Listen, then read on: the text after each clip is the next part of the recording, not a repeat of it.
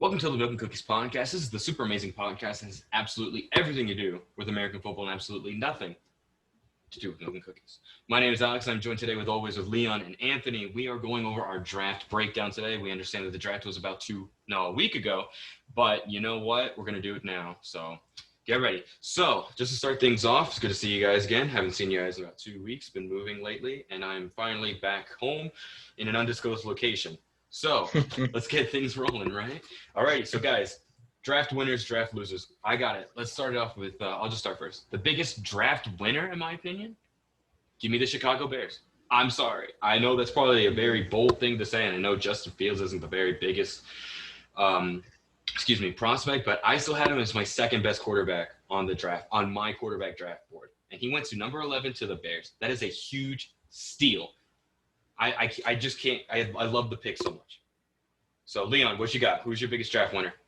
It has to be the Bears also. They got a good draft. They drafted 2 quality offensive linemen. They got a key QB who is the second best, like you said. So that was my biggest surprise of the draft. All right, Anthony. My 2 draft winners, I got to go with the Jacksonville Jaguars and the San Francisco 49ers. You got Jacksonville, you get Trevor Lawrence, you get Travis Etienne, and you get some good key offensive weapons and protection for Lawrence. And you got Etienne. They played together in college. They got that special bond. When you bring Etienne to the table, he's fast, he's agile, he's speed efficient, ready to work. He's going to be their starting running back day one. Same with Trevor Lawrence as your QB1. And then with the 49ers, you get Trey Lance. I know everyone's named Trey Lance. When you see him, you think of this schmuck or bust or whatever. I think he's going to turn into a generational talent. Jimmy Garoppolo said he is okay to work with him and let him learn behind Garoppolo. And I believe give him 2 to 3 years, he'll be a good quarterback in these next couple of years. I agree with the San Francisco as a winner, especially with Trey Lance. I mean, you got him sitting behind Garoppolo, and they're probably going to let Garoppolo attempt to start one more year before they throw Lance to the Wolves. So the San Francisco one, I agree with you on that. The Jacksonville one, I don't necessarily agree with you, but I'll talk about that when we get to the losers. So let's get to the losers. I got 3 losers, 2 teams and a player. So let's start out with the biggest loser as in just overall draft. I'm sorry, Anthony. I got to go with the Raiders. I know. I'm agreeing with you on the Raiders. I don't know. I honestly, when I think about John Gruden and Mike Mayock in that room, there were so many players you could have taken. You could have taken Jason Wussocormo. JOH, yep. Him. Okay. And then there's other players that you could have taken also. But no, the Raiders have to go with a second for the third year in a row. You have to go with a reach that would have been there on day 2 or even day 3. Honestly, I don't know what the Raiders are thinking, but everyone could be wrong. He could be a star-studded player for the Raiders, and let's hope so. But I mean, the funny thing is actually when it came up to the Raiders pick, I was expecting a huge reach because, like you said, they've done it for the past 3 years. They got Clelin Ferrell 4th overall, which is a huge reach, and they got Ferrell's turned into a good player, I think. Well, yeah, but still, that's a huge reach, especially for a 4th overall. And then in the second round, we took Trayvon Mullen. That was a good pick, but I'm still caught up on the Leatherwood pick. Now, overall, yeah, Raiders lost. Now, if you want to go for pick-wise, give me the Houston Texans. Houston Texans were the third worst team. Yeah, those are my losers, yeah. Houston Texans was the third worst team in the NFL. They didn't have a first or a second round pick because the Dolphins basically robbed them of that. Yeah. So they lost, not in the sense of their draft. Like, they'd actually drafted some pretty decent players that could become good. They drafted some decent players, and you took Davis Mills on day 3. Yeah, which, honestly, but the problem is that they're still caught up that they lost the first and second round pick. It could turn out for him to be there for a couple of years and see what he does. Well, yeah, I mean, but I know. I'm not saying that their picks were bad. I'm saying that just how their draft in general, because they lost it. Yeah. Their main 2 first picks. Well, you want to say that the Seahawks had the worst draft then. Really? I didn't even follow the Seahawks draft. Yeah. Didn't they have like 3 picks or something? Yeah, they only had 3 picks. Oh, God, that's awful. And the receiver they picked up isn't even good. Better than Terry from Florida State, who they picked up in the undrafted. So it's pretty crazy. Yeah, that's right. I forgot Seattle only had 3 picks. Now, It's going to be an interesting year. it is going to be a very interesting year. Now, I mentioned that I said that there was a player that lost, not a team, but a player. James Robinson lost. I feel awful for that guy. I mean, look, he started as a UDFA, getting signed to Jacksonville, being a top 5 running back in the league last year. So then what happens? Jacksonville drafting Travis Etienne with their second first-round pick. Jacksonville had every need in the entire book other than running back. They did not need a running back. And what did they get? But do you A running really back. see, though, James Robinson being their franchise running back or Yes. whatever? Or do you see him being there just a couple of years and then handing the ball off to Travis Etienne? You give James Robinson a messy quarterback situation, a okay line, an awful defense, and he was still able to produce numbers of a top 5. Now give him a better offensive line. Give him a quarterback that can, throw to him, give him passing plays and everything else. He could possibly be one of the best running backs in the league. But they suppressed him because of the belief of playing with college teammates. Now, I'm all for drafting college teammates, but that should not be something that should be considerable. Look at the Bengals. They drafted Jamar Chase with the 5th overall pick. Now, was that the best choice? For me? Absolutely not. They needed Penei Sewell at 5 overall so they could protect get him at left tackle and protect his blind side. Yes, Penei sir. Sewell would have stopped at least 5, maybe 7 extra sacks from happening to Burrow because he is a lockdown offensive lineman. But no, they gave him Jamar Chase. Why? Because of the chemistry was already there? Yeah, the chemistry that's going to give them an extra 3 weeks. Right, and they're going to see that in the season. They're going to see why they messed up. Exactly. It's the same thing. Like, they'll have their games where they have some good games. Maybe they'll go on a win streak of like 5-6 games. Yeah. You're also going to have your losing seat games. Bengals? The Bengals. They're not going to go on 5. But here's my thing. Yeah, anybody can buy the Ferrari, but you need a garage to put the Ferrari in. You can have Jamar Chase as your Ferrari, your Lamborghini, your whatever, but if you can't give him a garage to let him operate, that thing's going to get destroyed. Same thing with Joe Burrow. Hey, look, when the schedules get released Wednesday, we can have a podcast going over, guessing, what. Yeah. Exactly. We'll totally have that soon. 100%. Yeah. So anyway, all right, Leon, other than the Seahawks and the Texans, you got any more draft losers? I think the Packers for me, man.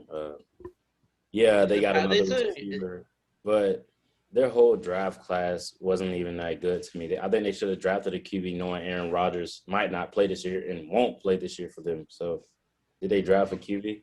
No, they still have Jordan Love. But my thing with the Packers is, do you trust Jordan Love? Nope. I'm agreeing with you saying the Packers is a loser, complete loser. You took Eric Stokes out of Georgia. Yeah, him first. That's a reach. That's a clear as day reach.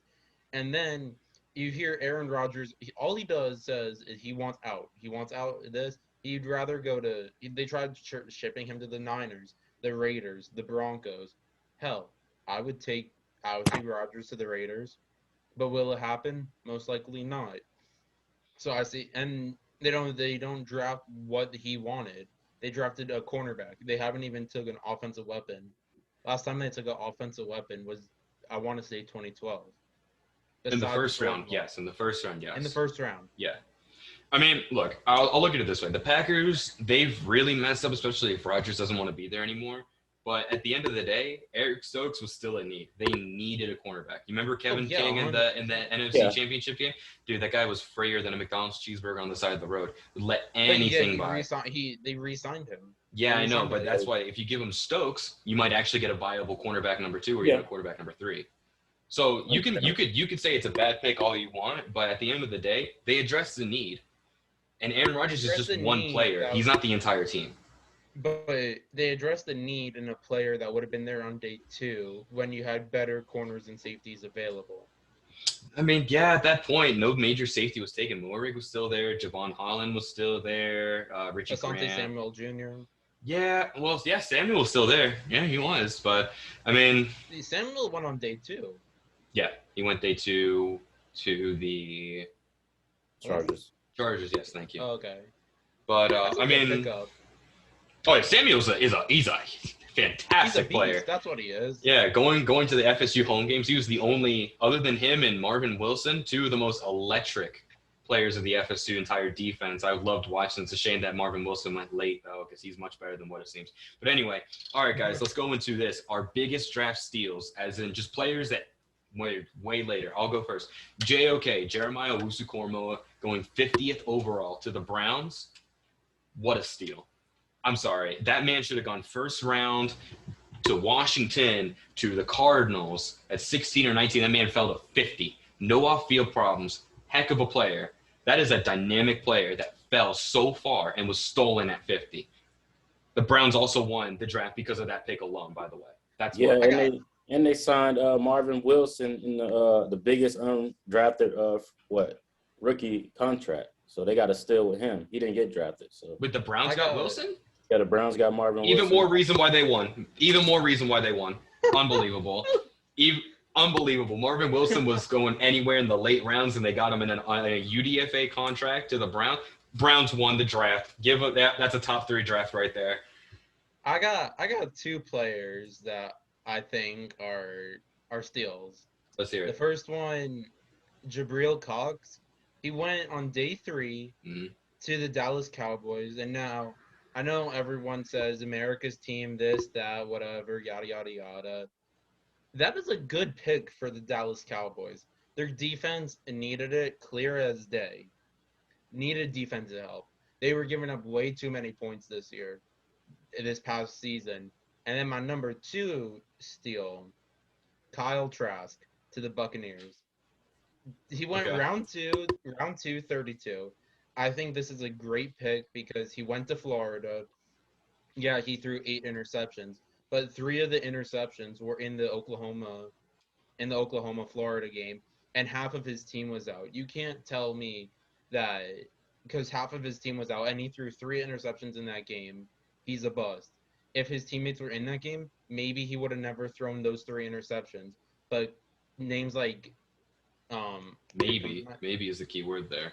But I think this is a good pick. He's a smart player. He makes good decisions. He had good talent all around him, and I believe he will be the successor to Tom Brady. I mean, it's always hard to judge. The thing about Trask, why I don't think he was a necessary steal, is because he fell right where he was supposed to go. Late second, early third round was projected of where he's going to go.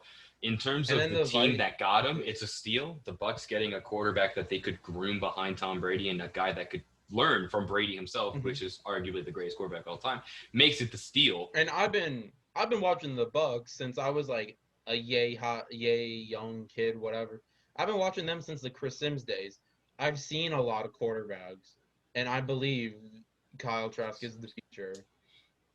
Well, I mean, like I said, I've seen Josh Freeman, Josh McCown, Jameis Winston, Mike Glennon, which I still like Mike Glennon.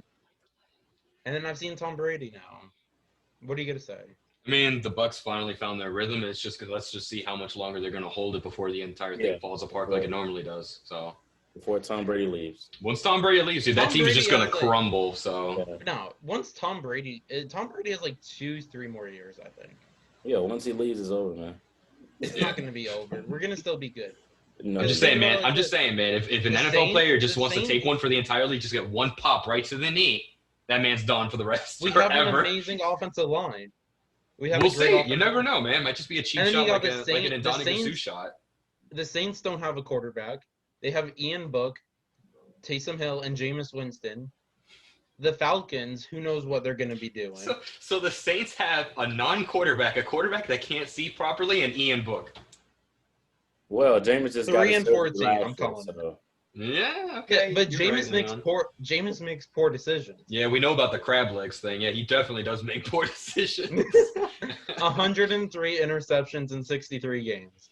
Yeah, that's not really good. But and then you got the Falcons, you got Matt Ryan, you got a couple offensive weapons, and then you got the Panthers. Who knows what they're gonna do?